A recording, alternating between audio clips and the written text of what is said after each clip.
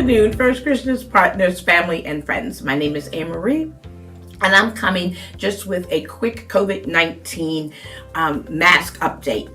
We will be lifting our mask mandate here at the church when you enter the sanctuary. Just be mindful that as we move from a pandemic to an endemic, the virus is still circulating and you still can become infectious.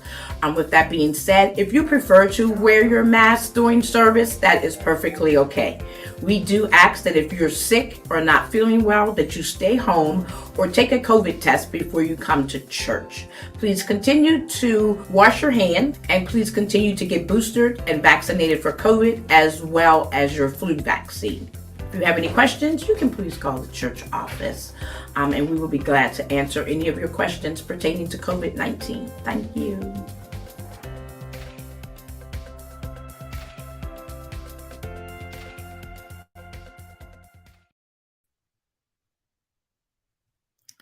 Good evening, everyone, and welcome to our Wednesday Night Live. Before we jump on there, I know you're very happy to hear about that new mask mandate. So we can just give the good Lord a round of applause for that and just pray that everyone will continue to stay safe. Anyway, glad to have you here tonight. Tonight, we're going to be kicking off a series of conversations called All Things Election. All things election. We just got some feedback from many of our partners, and they just wanted to know more about the whole election process and just how our governments run. All of that information, they're just seeking to get more. And so we want to try to provide as much as we can. As you know, all elections are important because we, the voters, have the right to make our voices heard and to select to whom we want to be the person to represent us. We want to elect people who we feel have our best interests at heart and who will be truly representatives and who would truly work for the people. But as you know, this upcoming midterm election is really critical. There are several hot button items that will be on people's minds as we head out to the polls. People are going to be thinking about women's rights and concerns in reference to abortion. They're going to be thinking about the inflation, the economy, and definitely on everyone's mind, or it should be, at least I should say, will be the state of our democracy. And at the top of all of those issues and everything that's happening, there are political forces who are trying to discourage, suppress, and even deny people of color access to the ballot. So all of those issues and more are the reasons for this Wednesday night series called All Things Election. Tonight we have two special guests who will be on stage here with me, and I would like to welcome to the stage two powerful ladies, none other than our own Toni Pratt and Robin Downs Colbert. As you know, Toni Pratt is a community activist. She's also the CEO of People's Builders. She's the founder and organizer of My Sister's Keeper, which is a program empowering women. And she's also has run for political office. And she is FC3 owned, Toni Pratt. Hello, Toni. Glad to have you here. Our special guest, hailing all the way from North Carolina, but she's still a local lady, and many of you would know her when she comes to the screen. She is currently the Chief Administrative Officer with Addictions Professionals in North Carolina. She's held numerous positions, especially in dealing with addictions and with sexual abuse as well. However, before moving to North Carolina, Robin was the director of elections for Prince George's County, where she implemented various programs to broaden voter registration and participation in the electoral process. And it is for those reasons and more that we invited Miss Robin Downs Colbert here tonight. Good evening again, ladies. Thank you again for coming and joining us tonight. Really glad to have you here. So we're going to jump into this and going to gonna make it do what it's gonna do, and hopefully we're gonna look forward to having a good conversation, if you will. Um, many of our viewers are both excited and they're also concerned about this upcoming election. And as I stated earlier, many of them just want to know more about this whole process, about the governmental structure. They want to know more about, what are our voting rights? What is it that I need to know in preparation to going to the poll? And they also want to find out and learn more about the responsibilities of certain political positions.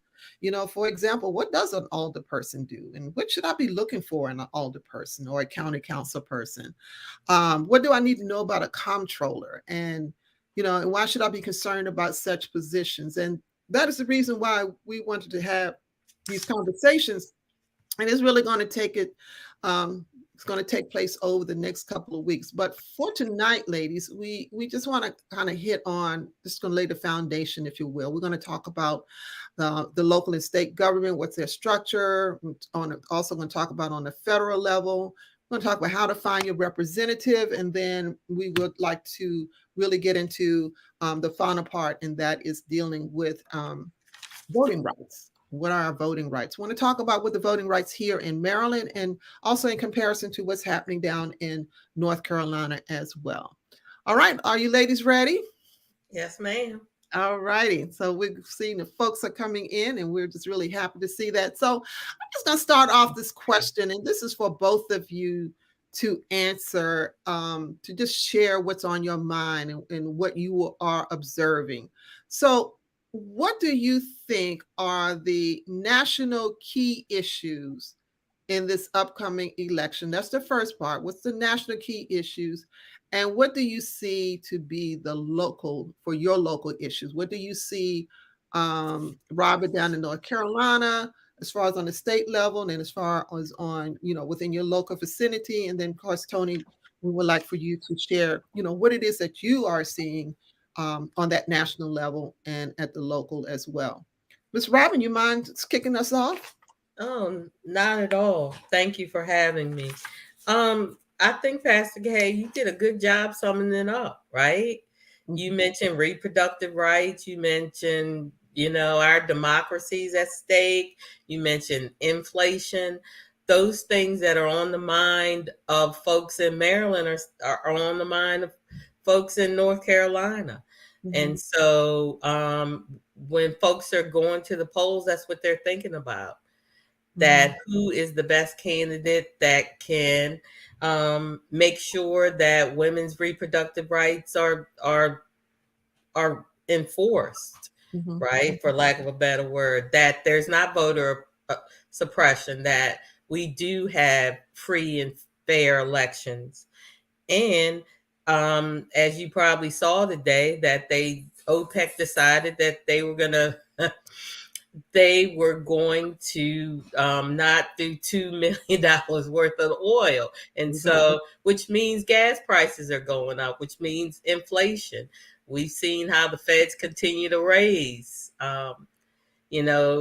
the rates, right? And so all of those things are on the people's mind in North Carolina. It's always about our pocketbook. It's always about the economy.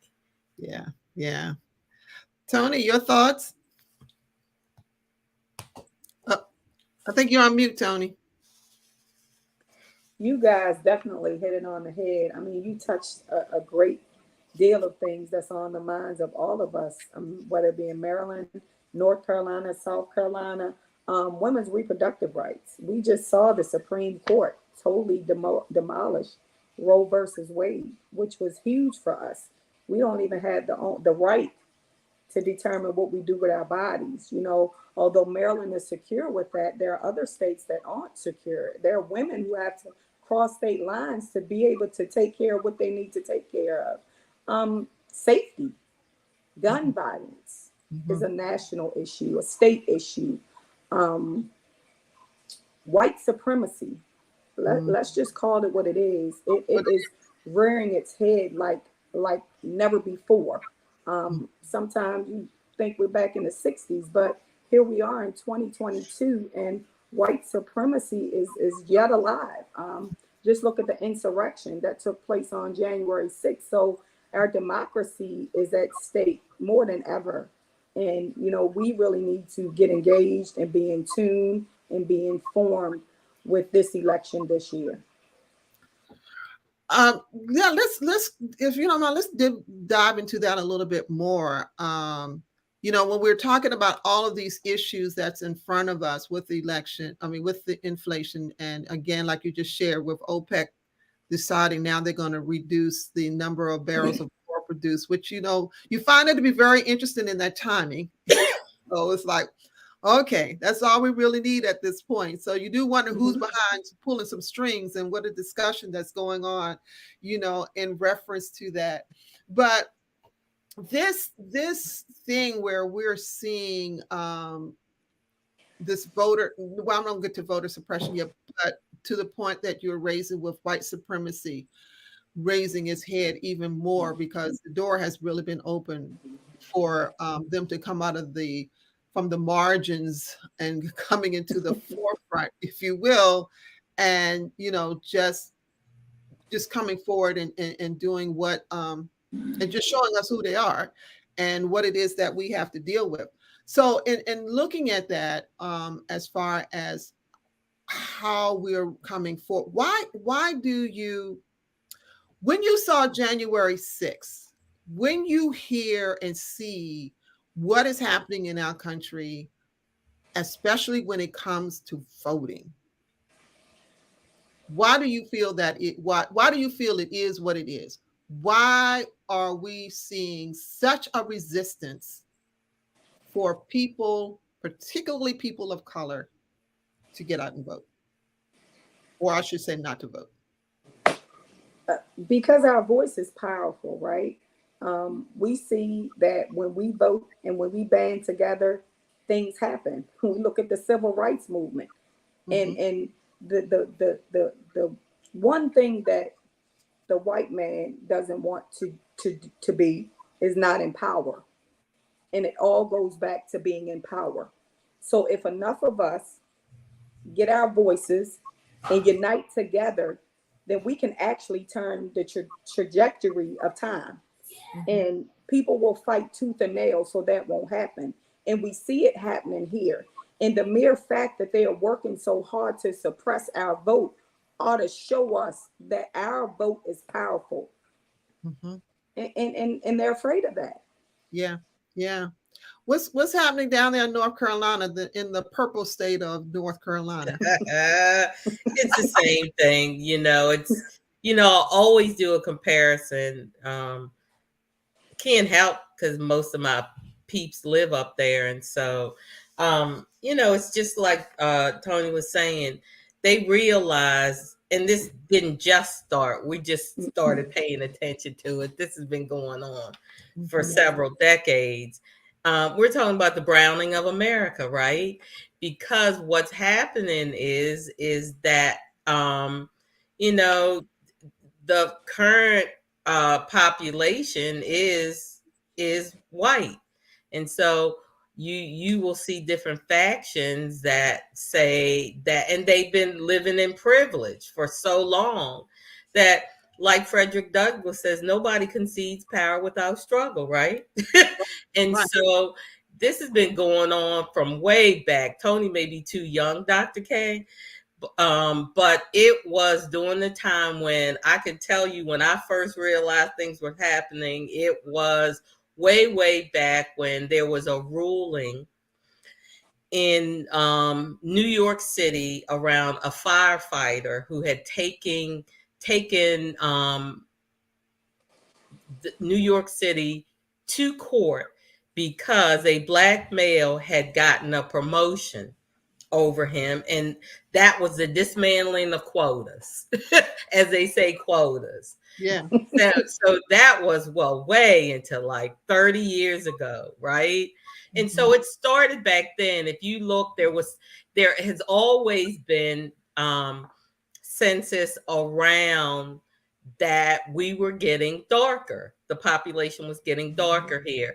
You do not see the issues at the Canadian border that you see at the Mexican border, you know, and so people need to understand that that's exactly what is happening. So I really thank Toni for raising that, because that's what it's really all about. It's all about power. I will no longer have the same power. And as a result of this, now that I do have the control that I have, I'm going to put in systems that will restrict those, since I do have power. I mean, it's almost getting to like apartheid. Yes. If we do not go out and vote, that's what I mean, honestly, folks, wake up. Yeah, you when I was just, looking for some information for today, they were showing 9 states so far, but out of these 9 states, the number of legislatures that have gone forth to suppress the vote, that's Arizona, Arkansas, Florida, Georgia, Iowa, Kansas, Montana, Texas, and Wyoming. They're suppressing the vote, making it very difficult for people. That it's going to be disproportionately toward people of color anyway. As far as states that have expanded access, thank God that Maryland is one. So we do live in a state that is quite progressive in that neighborhood, who have expanded. Unfortunately, I don't see North Carolina expanding, but oh no, they're not. I mean, it is like you mentioned, Pastor. We're a purple state. You know, the very first year Obama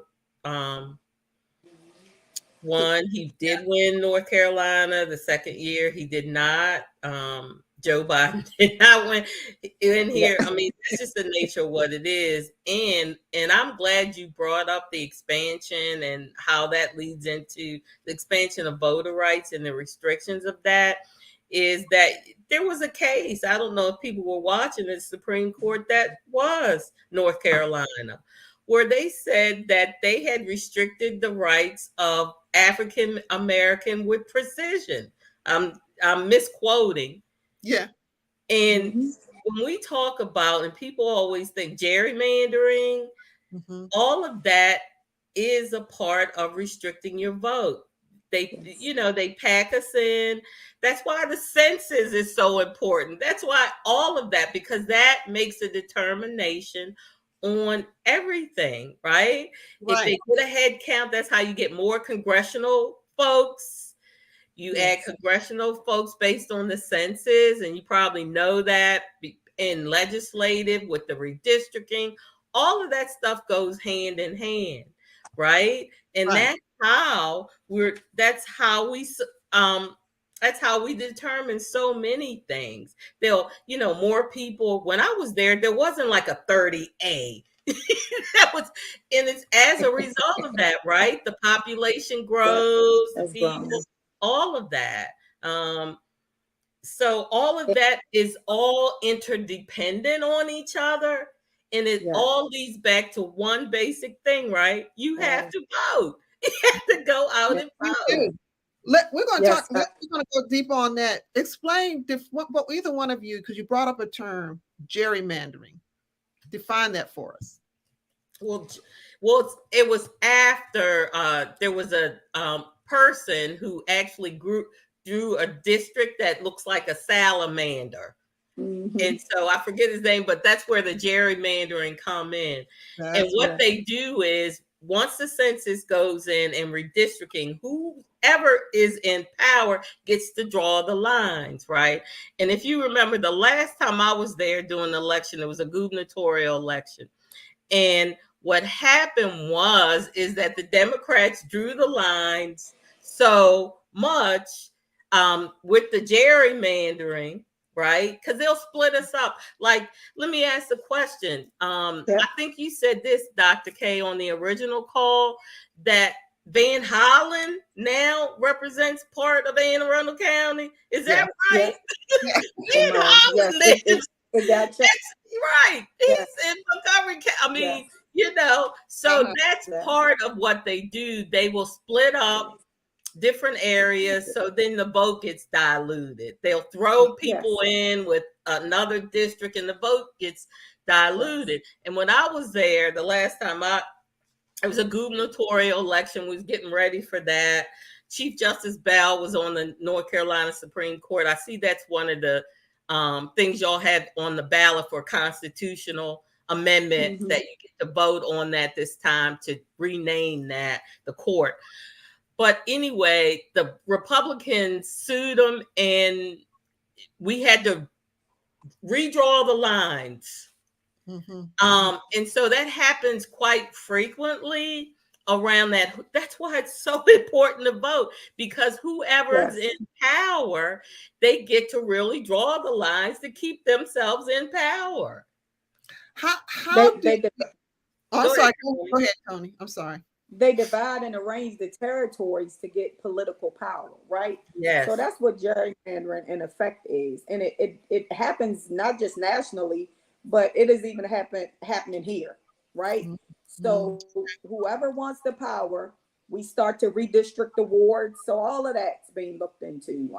Ward 7, a part of Ward 6 was going to be changed to Ward 7. So it's strategic, and it's all about who's in position and who's in power. That's why it's important that when you vote, you research and you find out about these elected officials who's coming forth, what their beliefs are, what they believe in, what they vote for, what they don't vote for.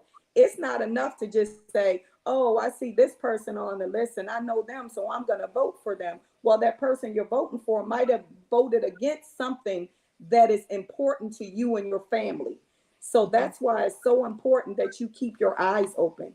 And most people now have given up on voting because they say, you know what, my vote doesn't count. They're going to do what they want to do with the vote anyway. But the mere fact that they have us believing that is giving them the political will and the power to get people like Donald Trump in office.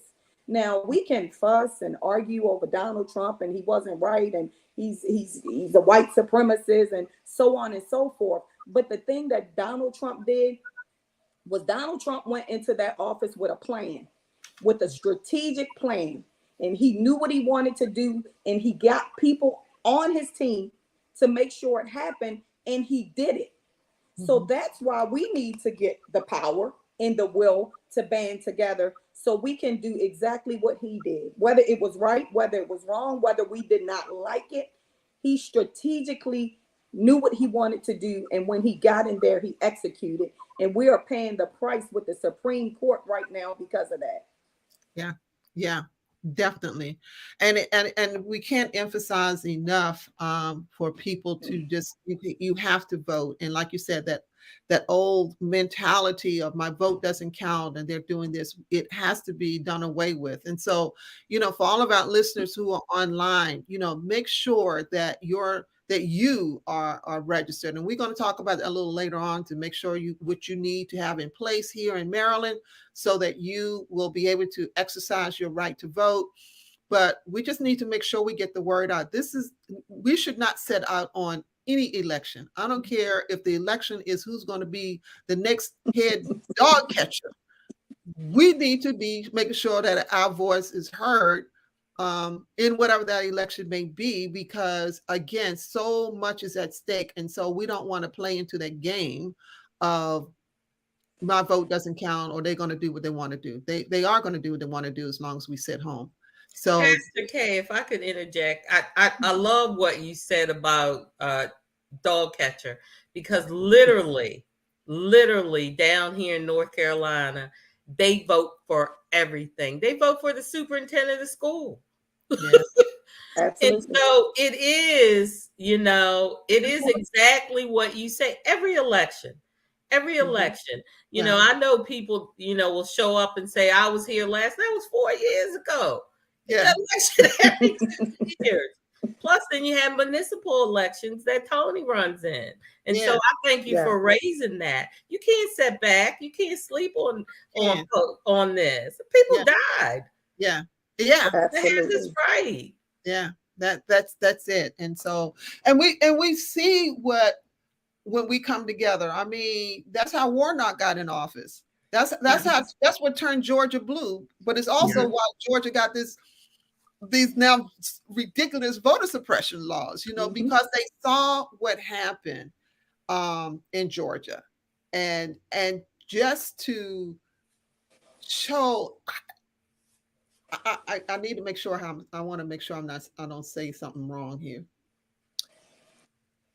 But Herschel Walker, what has come out about Herschel Walker from his own son, and the GOP is still backing him. They just want a Republican body in the Senate. They don't care how raunchy he is. They don't care how sleazy he is. They don't care how immoral he is. They just want a GOP body that they can manipulate and use as a puppet. And he is fulfilling that to the utmost of being the most ridiculous. He's a disgrace to the Black race. His Black card needs to be rejected. But then it's just what Toni said. It's about power, right, Toni? They don't care. Absolutely. It's more about power. And it is. I mean, when that came, it didn't surprise me. But at the same time, I'm like, how far they have fallen. Well, the guard is changing. And when the guard change, I mean, what I mean with the guard is changing, you have more, what do you call it, progressive people coming forth who's not going to go with the status quo, who's going to call a spade, who's actually coming into governing the right way. And the power structure sees that. So that's something else that is being fought against, because we can't let them in, because they'll break down everything that has been. What needs to be broken down. It's strategic. It all is strategic. But because we want people to vote, I think where we fail at is that we don't teach people why it's important for them to vote. We just take it as an understanding that people know, they need to vote and why they need to vote. But that's not always true. So when you ask people to do something, you want to educate them on why they need to do it. Some people say, I don't vote because of this, or I don't vote because of that. And that gives you the opportunity to start to explain why that thinking isn't accurate and why they need to possibly change their mindset about the way they think, because every vote is for or against somebody. A no vote is for the opponent that you don't want to win. And I don't think people realize that. If they don't vote, they think that this person won't get in. But a no vote for the candidate that you don't want to get in.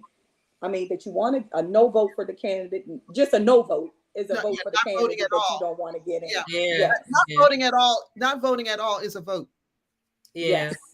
Yes. And I think it's important. So that's beautifully said, Toni. I think it's important that we do understand that if you don't vote in the primary, I don't understand why people don't vote. Your candidate's not going to get in the general. And the history behind the primary is not an election. It's like a selection.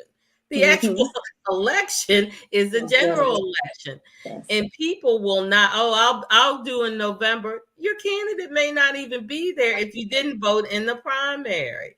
That's when you're making your selection for your party.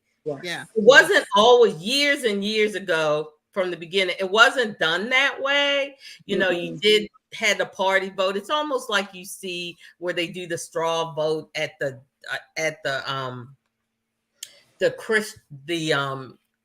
conservative thing where they do a straw vote. That's how it was originally done, right? And that's how you pick your candidate. But now the primary is the way that you pick your folks for the general. And good grief, they've been starting to change that, allowing independents to vote and all of that, when it's really a party selection vote. Yeah. Yes. Yeah, it is. Yes.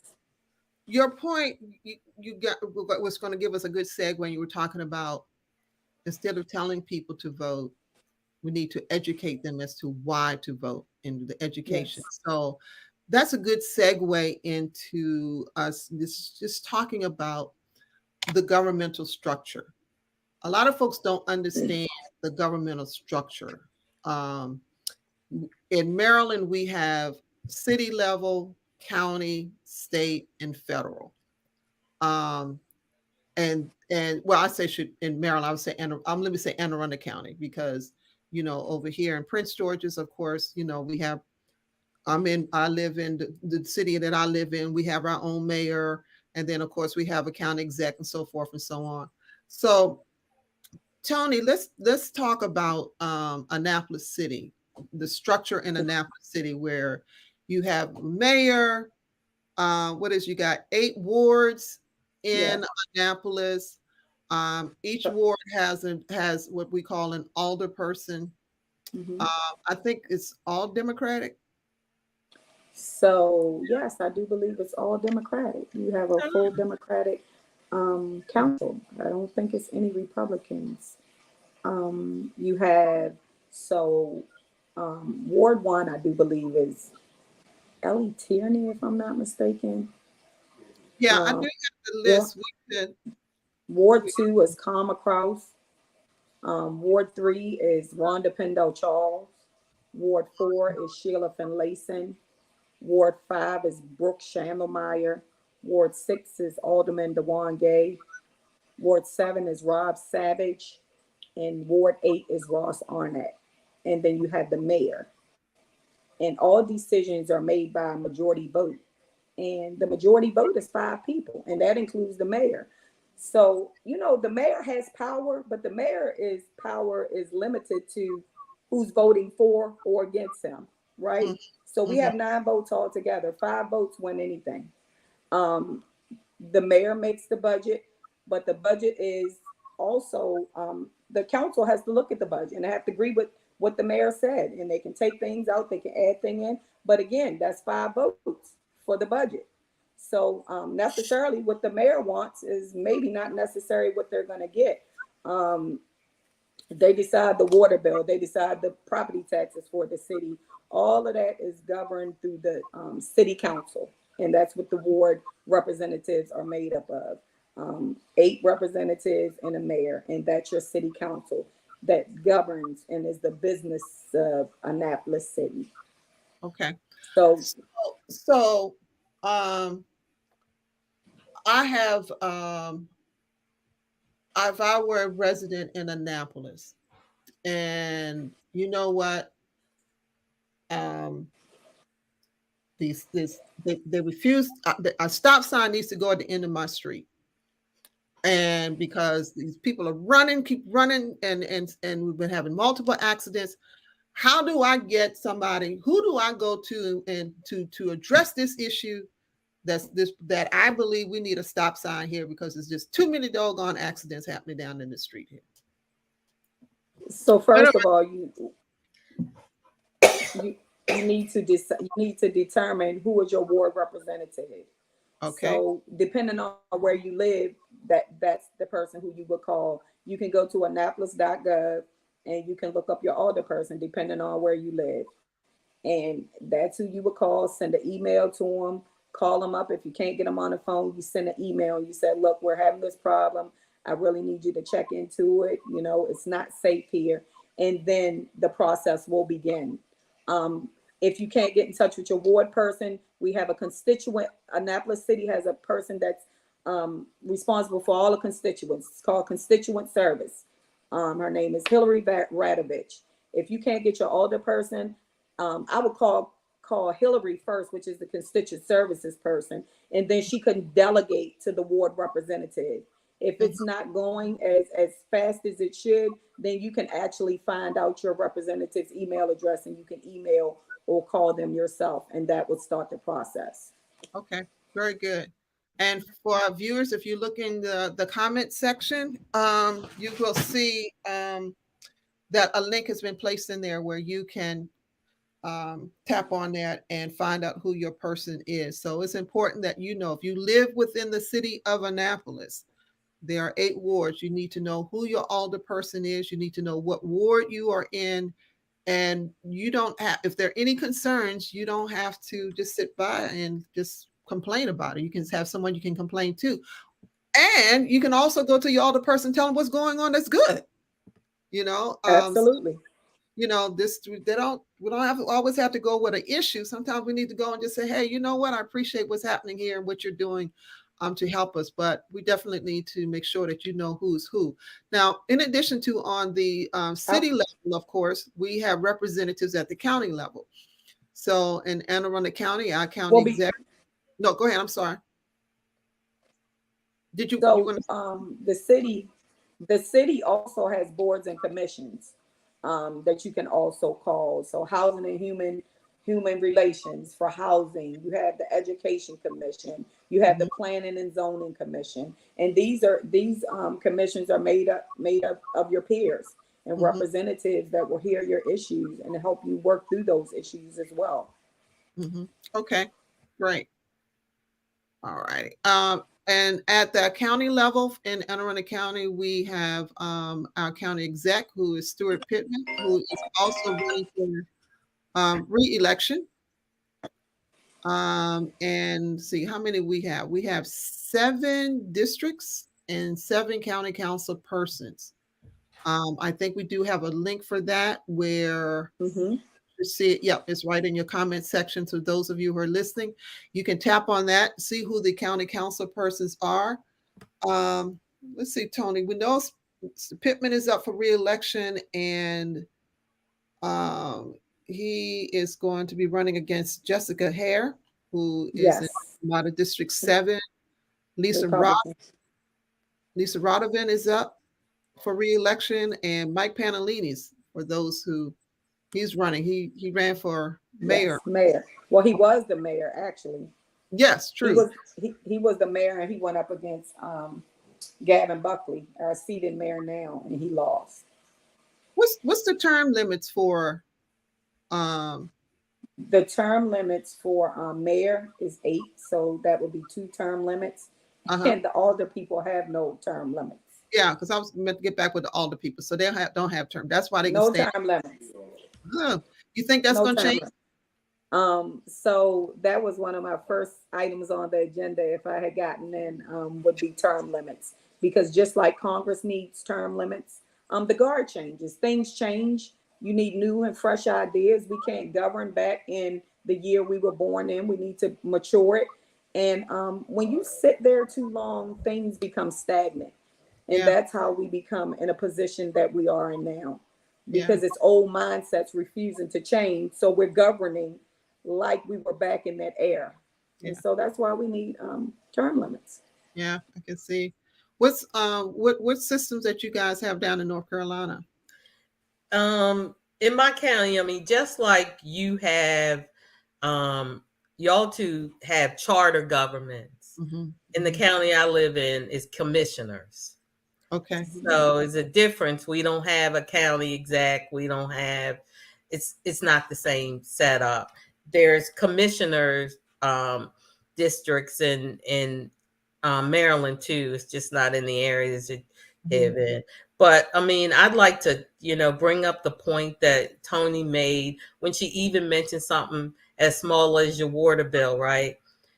Because the folks who are elected make decisions on every aspect of our lives. Yes. I mean, that cannot go unnoticed. It is something simple about your water bill and how they're governing. We look at what's happening in Jackson, Mississippi with the water, and all of that is that you have to put competent people in, and you have to put people in who care about everybody and not just feather their pockets or their own.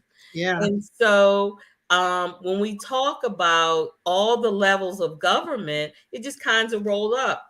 Toni did a good description of what the city government looks like, but it's similar, right? The county government then looks like that, and the state government and the congressional, all of that is the same kind of setup.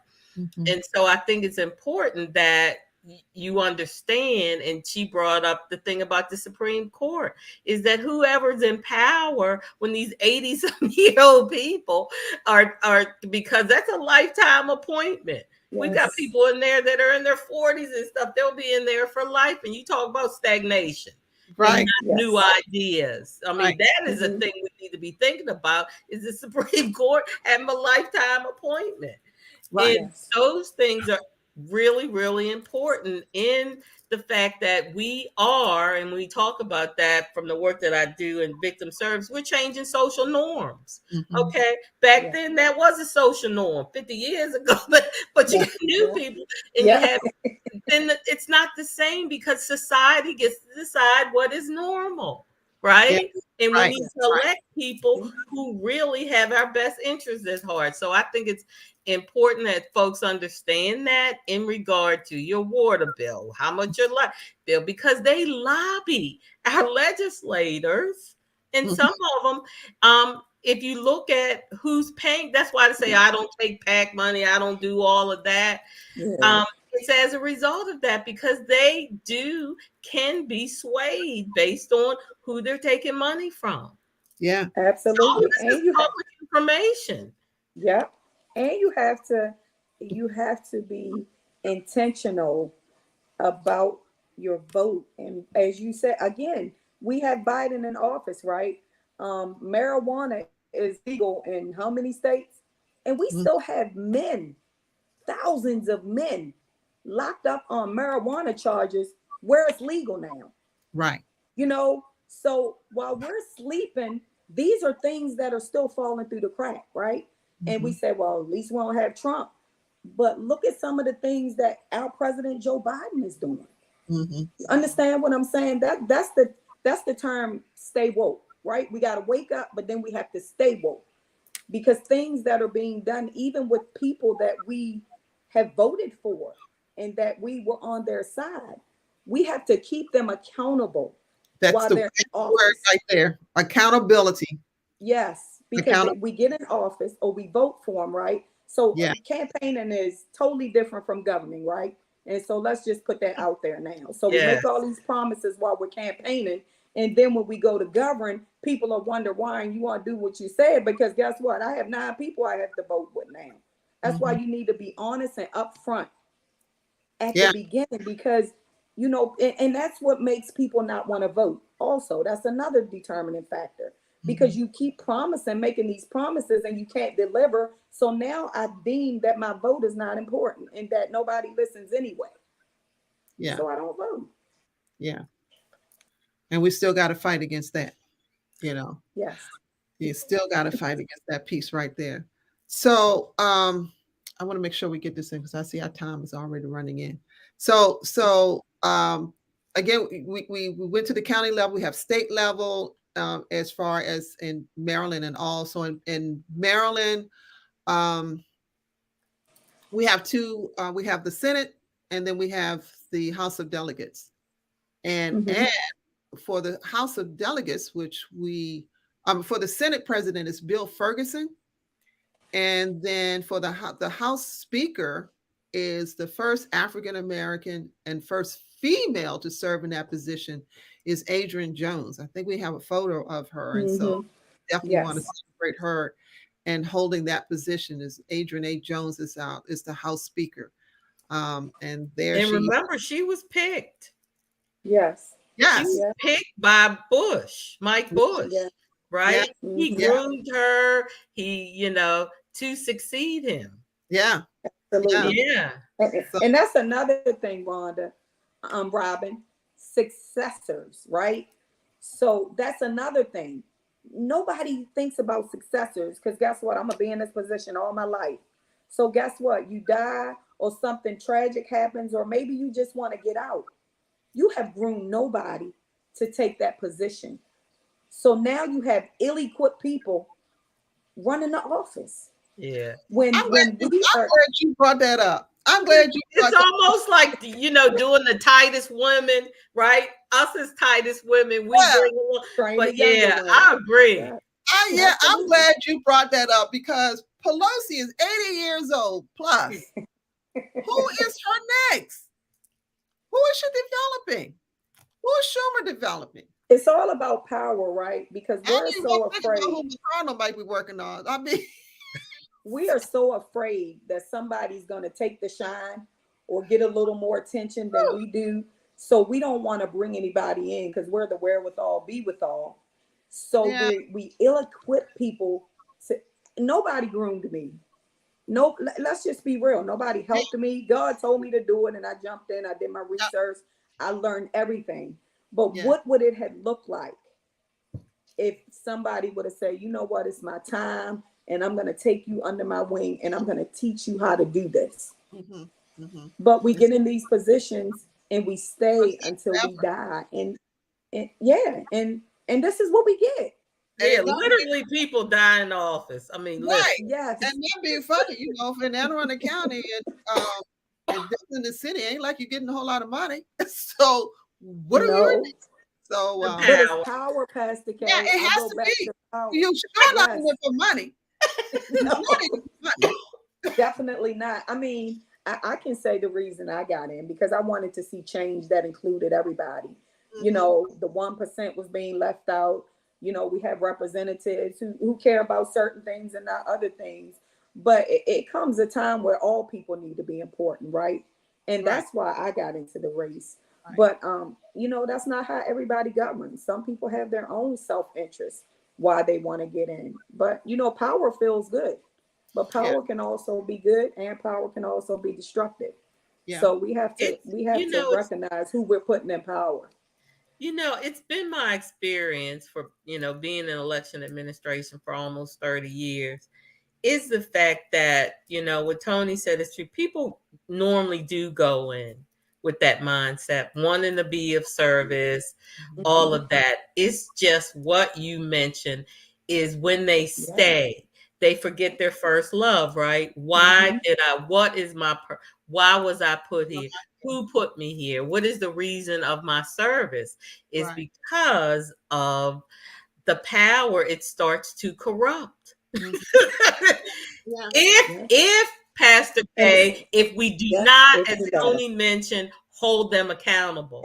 It is so different. I love what you said. There is a huge difference than running for office and governing. That's exactly right. It's a big difference. And the thing is, you can't get in and you have to conform to a certain point, but you don't get in there and conform what you know isn't right. You know, it's hard to get in there and to stand on everything you believe because you're standing by yourself. You need 5 votes. So you have to go in with the determination of, I know I'm going to have to conform on this, but it's not going to really hurt anybody that bad. You know what I mean? So you have to have an intentional mind, and you have to have a group outside of you to say, look, when I'm going on tilt, I need you to hold me or pull me back in and keep me accountable to what I'm supposed to be doing. Because it's easy to get in and see the power and start to see how things maneuver in your favor and say, wow, it's better to be on this side than to be standing by yourself, always having to come back. But when you have the people and you have their belief and you're doing what you promised to do the best you can, and you're bringing them in, because it's not just about the person in that seat. It's about the people they represent. Because when they want to change, in order to get that change, when all the other voices are really loud, I need the people to back me to say, look, no, this is what we want. Because you're public servant. Servant. Say that again. You're a servant. You're a public servant. That's the part. Yes. When you look at the managerial structure, the government structure, you will see voters. Under the voter, then comes the governor or whomever it may be. Yes. That's what we need to make sure we understand. We are the boss. Absolutely. They work for us. They're public servants, and that thing gets flipped around where it's like we're serving you. Yeah. You know, we the ones. You're the one riding around in the black SUV with the black guys. Yeah, right. Seriously, but anyway, but ladies, we want to talk about what they need to do to get ready to vote. But for our listeners, we're gonna definitely put in the chat for those of you who want to know who your representative is at the state level. I think that's already, is that all here? No, it's going to be coming up.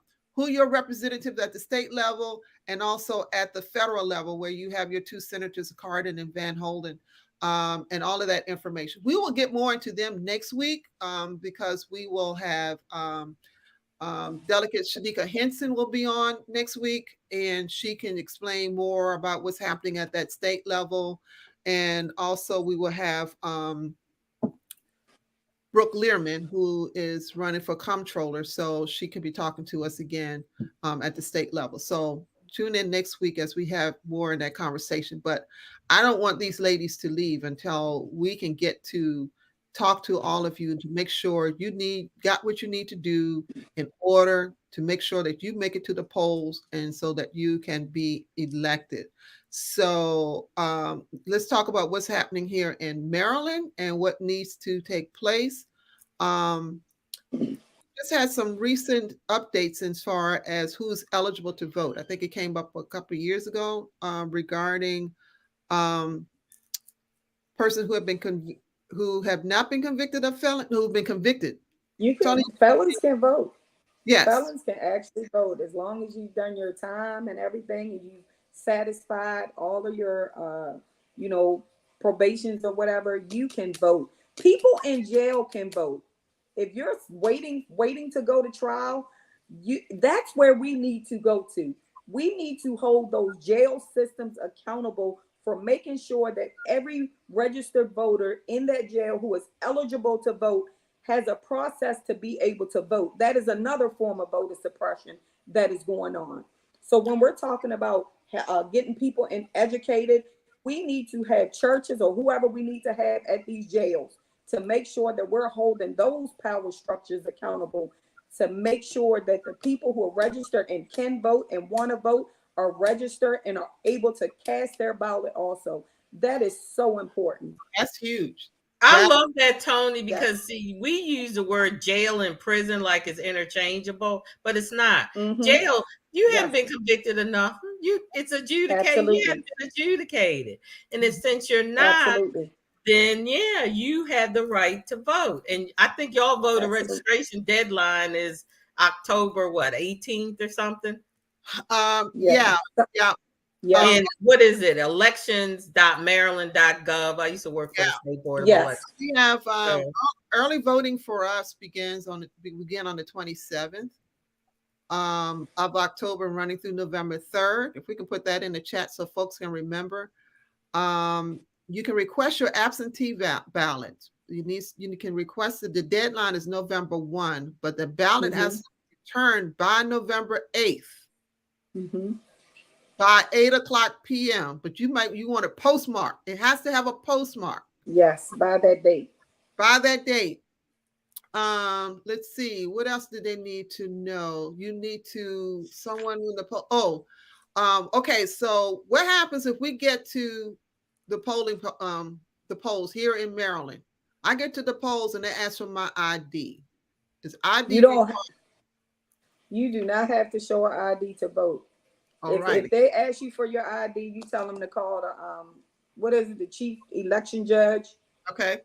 Because you do not have to show an ID to vote. If you get to your polling place and you change your address and forgot to, they will have you vote a provisional. Okay. So you will have to vote a provisional ballot. You'll still get to vote, but it will be a provisional ballot. And you should call to see if your ballot's been counted. There's somebody that put something in the chat about they don't know who to vote for. If they go on that site, elections.maryland.gov, every ballot is on there. The ballot proofs are on there. And so if they go out there and click on their county, they will show all the ballot proofs. Absolutely. And I think the other piece is helping people. They might look at the ballot, but it's like, okay, how do I know what I'm looking at my ballot, but how do I know this is a good person? So how to teach us what we need to do to research a person. How do I find out if this is the person I should vote for? First of all, you can Google anybody, and Google gives you a whole lot of information.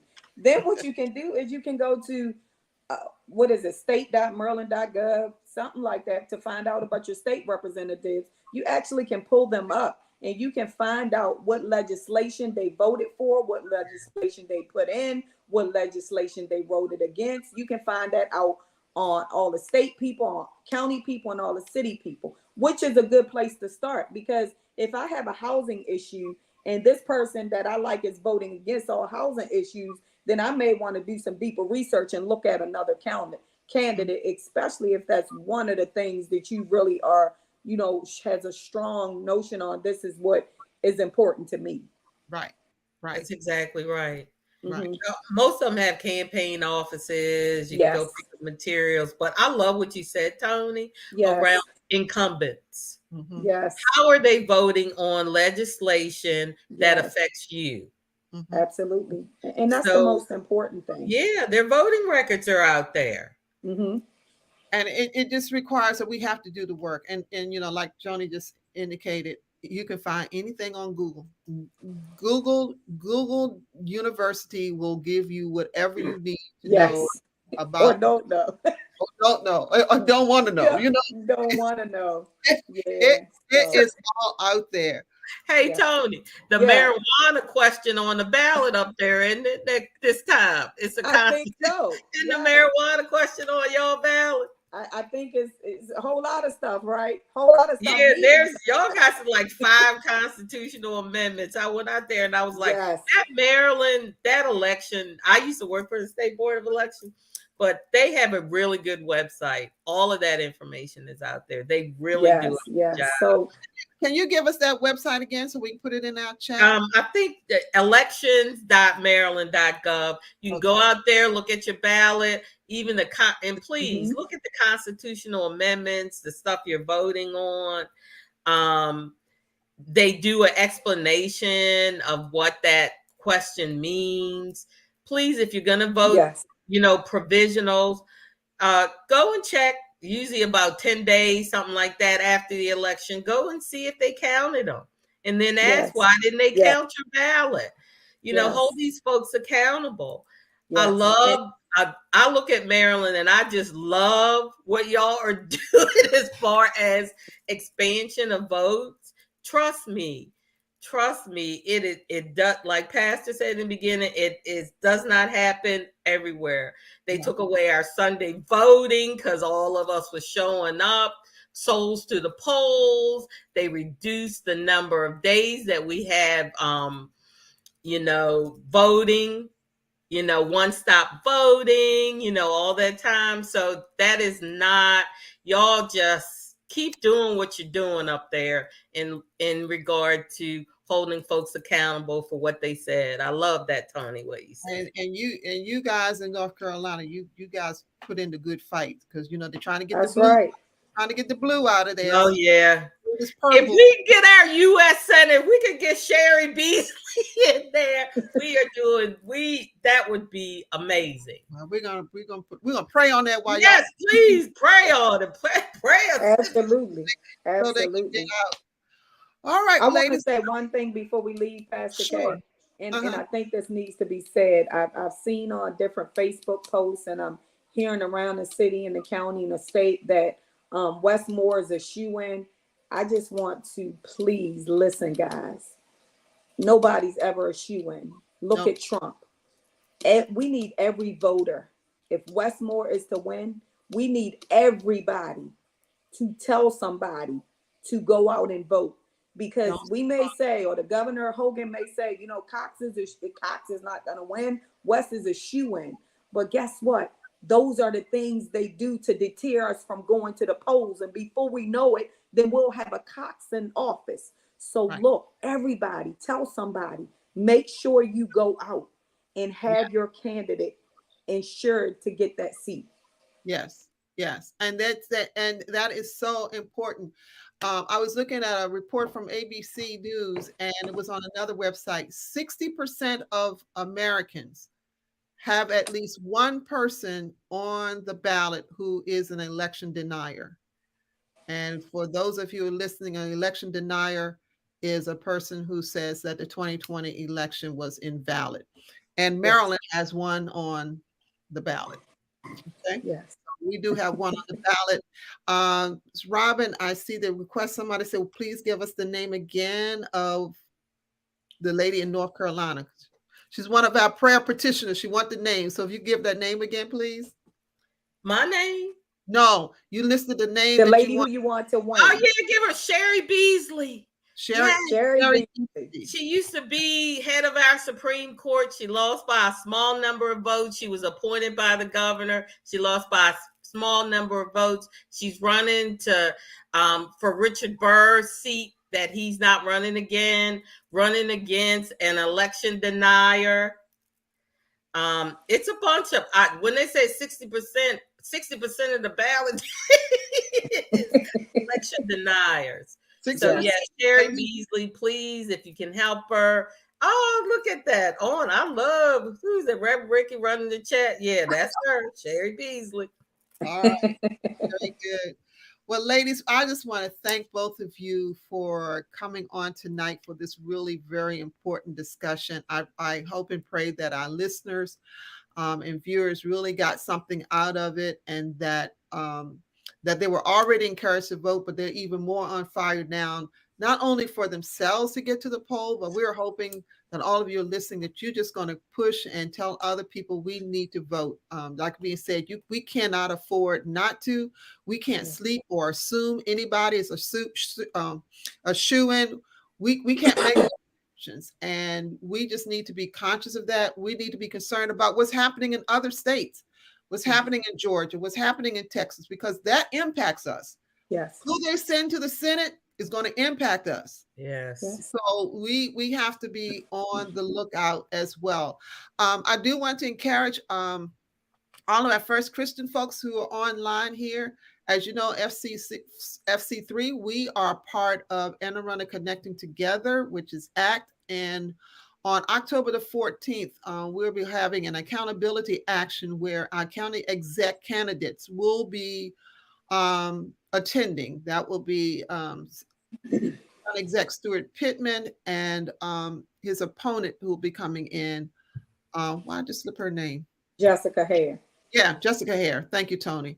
Will be there, and also some of the county council candidates as well. That's on October the 14th. Now, First Christian, you know me. I had to give some numbers of how many people we're going to turn out in person and online. I said we're going to have 50 showing up in person, between in person and online. And the reason I put that number out there, because of all of the community, faith communities, ACT only has 4 African-American communities, faith communities, 4 churches. We got to represent.